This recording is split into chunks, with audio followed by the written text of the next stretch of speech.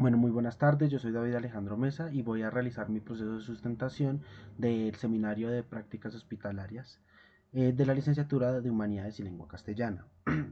Mi pregunta de investigación es cómo pueden las herramientas tecnológicas de bajo consumo de redes de Internet eh, y herramientas online contribuir a la disminución de la brecha digital en el desarrollo de las prácticas hospitalarias que se realizan de manera sincrónica o virtual en los contextos que no tienen acceso a Internet. En el caso particular de la investigación que yo estoy proponiendo en el municipio de Córdoba, en Colombia. ¿Listo? Entonces, partamos de cómo puede la tecnología cerrar la brecha entre el aula y una habitación de hospital. ¿Sí? La tecnología es una herramienta muy útil en tanto niños, niñas que no puedan estar en contacto con otras personas por su situación de salud, puedan tener su derecho fundamental a la educación. Pero esto nos implica unos retos muy importantes como sociedad y desde la docencia. Y entendamos que la educación no es un privilegio, la educación es un derecho fundamental, ¿sí? Eh, y pues este derecho en el territorio nacional lamentablemente se ha convertido en un privilegio y más en el contexto de las aulas hospitalarias y el contexto que se está situando, ¿sí? Y la brecha digital eh, nos está creando unas barreras para que el derecho se desarrolle de una manera pertinente y su vida académica y escolar se realice de manera exitosa. ¿Sí? Entonces, miremos que el problema de la brecha digital en Colombia actualmente podemos verla como una de las nuevas caras de la desigualdad social, ¿sí? Porque no es simplemente un problema de infraestructura, es un problema profundo de fractura social que refuerza todas las desventajas tradicionales que han tenido los territorios aislados. ¿Sí? La conectividad se convierte en un factor determinante para el futuro de la persona y más en este contexto que estamos situando, puesto que a partir de los procesos tecnológicos las personas están teniendo acceso a su derecho a la educación y en este caso estamos hablando de los niños de las aulas hospitalarias. ¿Sí? Eh, y entendamos bien que independientemente de que sean aulas hospitalarias, eh, muchos de estos niños que están teniendo su proceso de formación allí, si no se les realiza un proceso de formación pertinente, estamos perdiendo o están perdiendo oportunidades en términos de escalar socialmente. Bien entendemos que la educación es una forma esencial o una forma muy, muy importante que contribuye a subir en estas escalas sociales. ¿Sí? Genera oportunidades, genera empleo, eh, y pues cuando nosotros estamos hablando de una aula hospitalaria que no, lamentablemente no tiene esta posibilidad de conexión y que sus procesos de formación se realizan a partir de conectividad, pues estamos hablando de una doble exclusión, estamos hablando de niños que están aislados y niños que no pueden realizar su proceso educativo pertinentemente porque no existen estos procesos de conectividad. ¿Listo? Entonces, entendamos que el desafío en términos contextuales de Colombia es un desafío muy importante, ¿sí? Porque independientemente de que existan los dispositivos, porque generalmente las personas cuentan con los dispositivos, las redes de los territorios no están diseñadas para realizar un proceso de aprendizaje y enseñanza o enseñanza-aprendizaje pertinente en términos de formación virtual o formación mediadas por las nuevas tecnologías, ¿sí? Y cuando hablamos de clases sincrónicas estamos hablando de una clase que tiene una videollamada, clase que necesita materiales que están en la nube, ¿sí? Y esto implica una conexión con unas determinadas características y elementos que en los distintos territorios, en el caso particular de Córdoba, no existen, ¿sí? Entonces toca realizar que las personas que habitan ese contexto bajen al casco urbano, bajen a los distintos pueblos, ¿sí? Y esto pues va a disminuir el proceso de formación de un niño, y más cuando estamos hablando de un contexto de aula hospitalaria, que el niño no se puede mover del hospital, que tal vez en el hospital no hay el mejor acceso a internet, ¿sí? O los niños que están en casa y no pueden eh, acceder por la limitación de las redes, pues esto nos implica un desafío muy, muy, muy fuerte, ¿sí? Entonces, bueno, ¿cuál es el objetivo general o cuál es nuestra misión? El objetivo general es proponer herramientas tecnológicas accesibles de bajo consumo de conectividad o de funcionamiento offline que contribuyan a mitigar la brecha digital en el desarrollo de prácticas hospitalarias virtuales. Entendamos que la red existe, el Internet existe, y existe en los distintos territorios del país. El tema es que la conectividad o cómo llega este servicio de Internet, eso es lo realmente problemático, porque no llega de una forma digna o no llega de una forma funcional para poder brindar derechos como la educación. Entonces tenemos que buscar algunas herramientas que nos generen procesos de accesibilidad en términos de limitación de conectividad, o directamente que sean virtuales, sean digitales, pero que funcionen sin conectividad para realizar el proceso de formación de manera pertinente. ¿Cuáles son los objetivos específicos de esta investigación? Bueno, lo primero es diagnosticar las principales limitaciones de conectividad en el acceso tecnológico en Córdoba, y el segundo es diseñar un manual práctico para que los docentes, para los docentes, que permita crear materiales educativos offline e interactivos. ¿Cómo va a ser el proceso de investigación? El proceso de investigación, lo ideal es que sea un proceso de investigación mixto, es decir, que tengamos tanto el componente cuantitativo como el componente cualitativo. En términos del componente cuantitativo, lo ideal sería analizar, o sea, contar eh, y describir la población que se afecta a partir de la brecha digital, es decir, cuántos y qué tipos de barreras están enfrentando, ¿sí? Ahí nosotros nos podemos, a partir de esta estadística, podemos empezar a determinar cuáles herramientas o cuáles soluciones pueden llegar a ser más efectivas para cada uno. Y dentro del componente cualitativo, ¿sí? Lo ideal sería comprender las experiencias, las narrativas y los significados construidos por estas comunidades y por las personas pertenecientes a este contexto para crear el documento contextualizado. Recordemos que uno de los objetivos específicos es la creación del manual para docentes, para que se pueda realizar un proceso de formación pertinente con las personas que se encuentran en estos contextos donde la red no llega, ¿sí? Entonces, por eso decido utilizar los dos enfoques en términos investigativos, ¿sí? Ahora es muy importante dentro del componente cualitativo el escuchar las voces, las narrativas de las personas que viven esta realidad.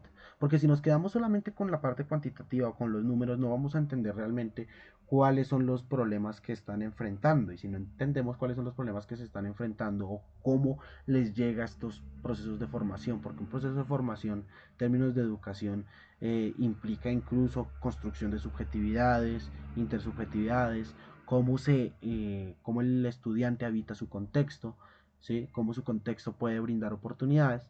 Entonces se van a realizar una serie de entrevistas donde nosotros vamos a poder hablar. Lo ideal sería con dos estudiantes que sean estudiantes de estas aulas hospitalarias, con 10 padres de familia, por lo menos, que nos cuenten cuáles son sus experiencias en estas aulas hospitalarias, con 3 docentes del aula hospitalaria en ejercicio y con 3 docentes en formación, en este caso de la Universidad Distrital, para saber también cuál es su experiencia, cuáles son sus narrativas, cuáles son sus voces, y así crear un documento realmente contextualizado. Cuando hablo del documento estoy hablando del manual que se realizará como entregable, ¿sí?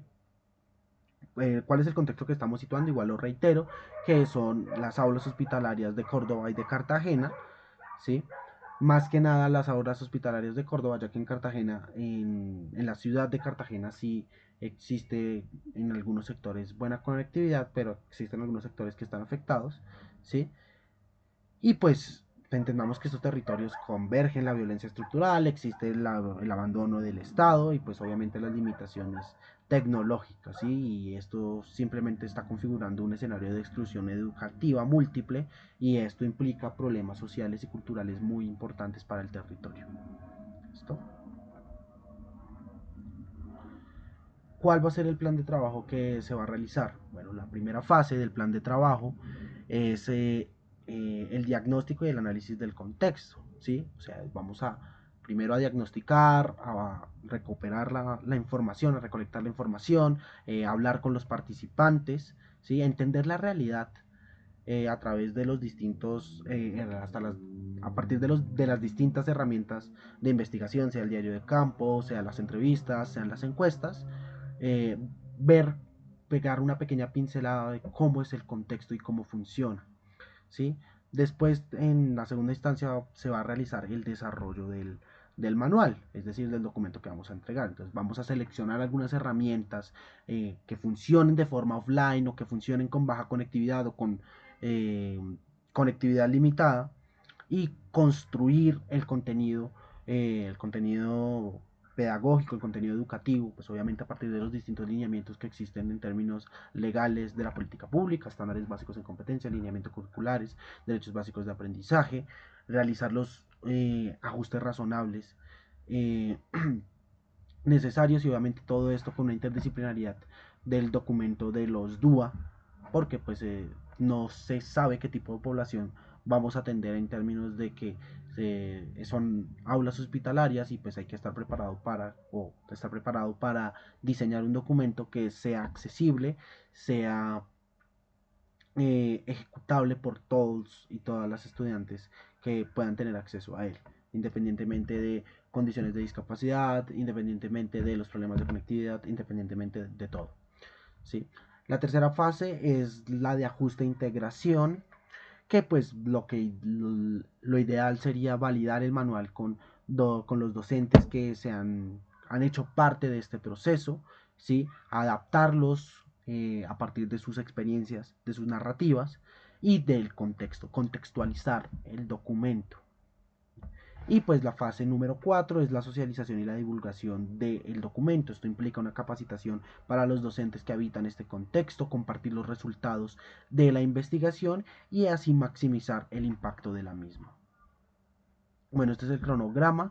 La fase uno lo ideal es que dure entre una y uno, o sea, realizarla de a 1 a 8 semanas, ¿sí? En este caso que va a haber en la fase uno la revisión de la literatura, toda la parte de la bibliografía, la recolección de datos, el uso de las herramientas de investigación como encuestas, entrevistas y el primer análisis de datos donde se va a entregar un informe de diagnóstico. En esta fase hay 3 entregables. El primero son los instrumentos que vamos a poder utilizar a nivel investigativo.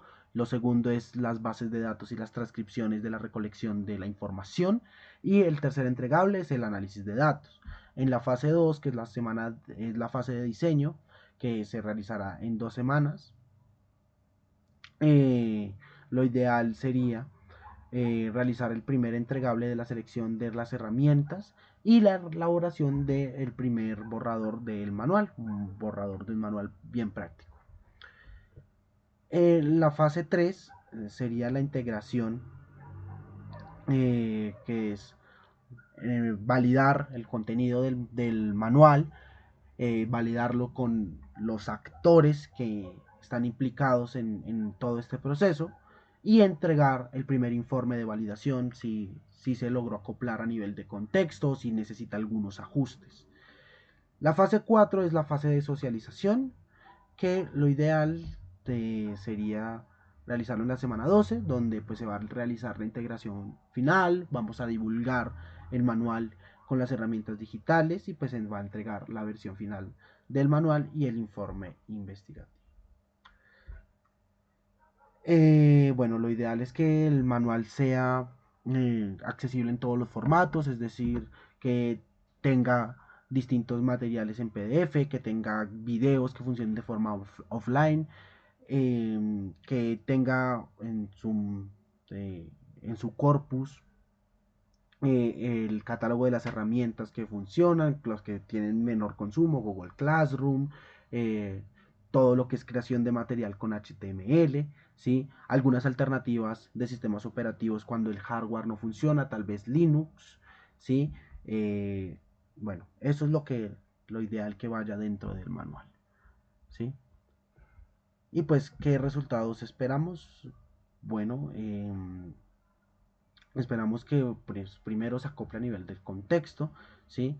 Lo segundo es que la construcción y la creación y la consolidación de este manual para los docentes sobre el uso de estas herramientas digitales sea funcional, sea pertinente y ayude a disminuir un poco la brecha que existe en términos de conectividad en el país, ¿sí? Eh, También que eh, todas las cosas que nosotros podamos entregar funcionen en formatos accesibles, ¿sí? Que podamos realizar la visibilización del manual a través de eh, redes sociales como WhatsApp, ¿sí? Tal vez algunas versiones resumidas.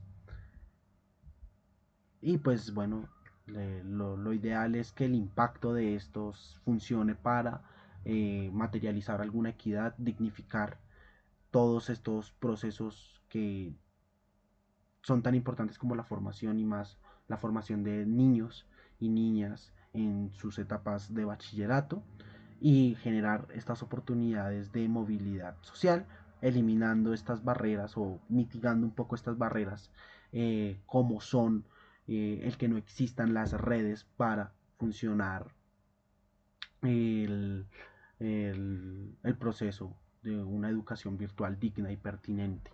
¿Sí? Y bueno, eh, yo creo que por ahí hasta acá sería mi sustentación del proyecto. Espero que sea funcional y muchas gracias.